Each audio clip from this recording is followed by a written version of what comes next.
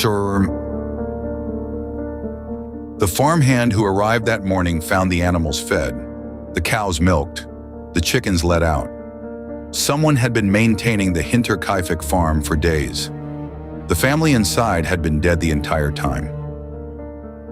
Hinterkaifeck was a small Bavarian farmstead, roughly 40 miles north of Munich. In March of 1922, it was home to 6 people. Andreas Gruber, 63 years old, ran the property with his wife, Cecilia. Their widowed daughter, Victoria, lived there with her 2 children, young Cecilia, 7, and an infant named Joseph. The family's new maid, Maria Baumgartner, had arrived just that day.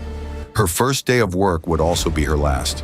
By all accounts, the household was ordinary. Difficult, perhaps. Neighbors had noticed tension, kept their distance. But ordinary. Then something changed.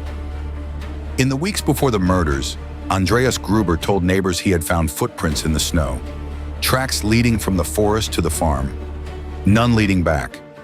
He had also found an unfamiliar piece of newspaper in the house, a Munich tabloid from a region no one in the family visited, and he reported that someone had been sleeping in the barn at night. He could hear movement. He never reported it to police. On the evening of March 31st, 1922, someone led each family member to the barn, one at a time. The adults first, then the children. They were killed with a mattock, a heavy farm tool, part axe, part pick. The weapon was never recovered. 7-year-old Cecilia was found with clumps of her own hair in her hands. Investigators later concluded she had not died immediately. She had been left in the dark, alive, among the bodies of her family. Maria Baumgartner, the new maid, was killed inside the house. The infant Joseph was killed in his cradle. When the bodies were finally discovered, the farm had continued operating for at least 3 to 4 days after the murders. Neighbors noticed smoke rising from the chimney. The postal carrier later recalled that the last letters he delivered were never collected. One neighbor, Lorenzo Schlittenbauer, grew concerned and organized a small group to check on the family. They found all 6 bodies in the barn and the house. Schlittenbauer himself pulled the victims from the hay. A documented account from investigators at the scene described finding the barn door locked from the inside. The livestock had been fed with fresh hay. There was food on the kitchen table, partially prepared. Whoever killed 6 people had then stayed, living on the property, eating from the kitchen, sleeping in the beds, tending to the animals, for days before vanishing without a trace. But here's what the history books never mentioned. The original investigation was catastrophic. More than 100 suspects were questioned in the weeks that followed. The crime scene was not preserved. Local curiosity seekers walked through the property before forensic examination was complete. The victims' heads were removed and sent to a Munich clairvoyant, a decision made by actual investigators, not a rumor. The skulls were later lost during World War II. Gone. The physical evidence that might have answered every question about the Hinterkaifeck murders simply no longer exists. Investigators developed several theories and none of them fully closed the case. The most persistent centered on Andreas Gruber himself. He had been convicted years earlier for an incestuous relationship with his daughter Victoria. Joseph, the infant, was widely believed to be his child, not the child of Victoria's deceased husband.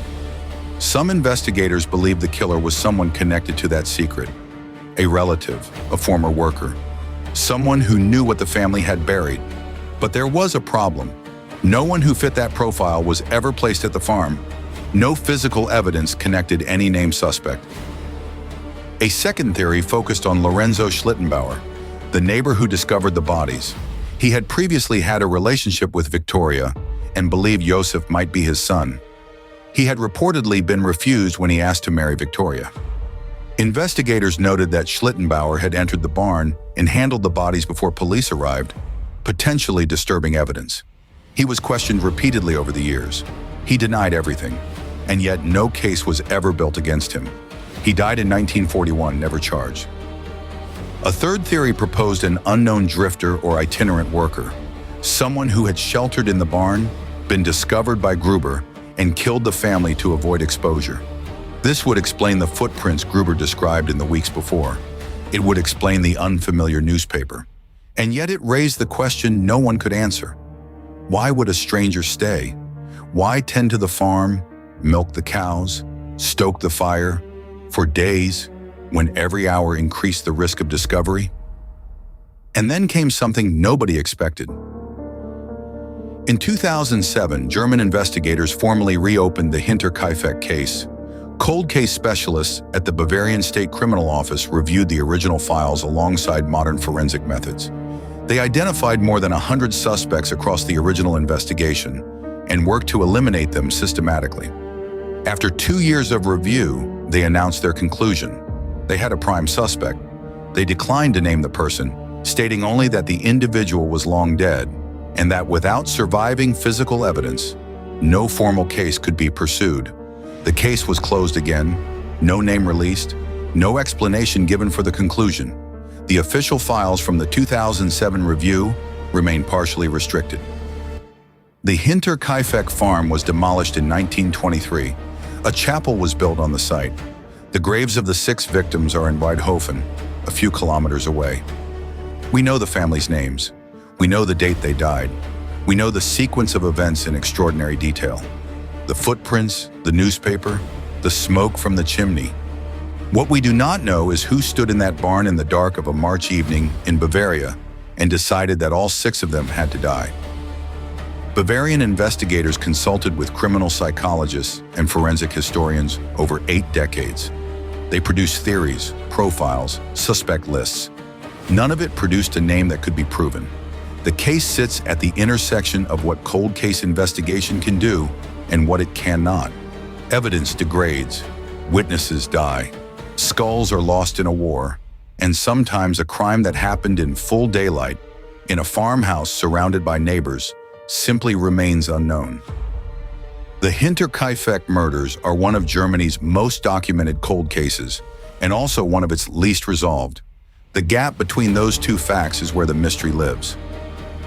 The animals were fed, the fire was burning, 6 people lay dead in a Bavarian barn, and whoever put them there stayed long enough to do the morning chores. After more than a century, investigators have a suspect they will not name in evidence that no longer exists. What kind of person kills a family and then tends to their farm for days in silence, as if nothing happened at all? The Unsolved Vault. New cases every week.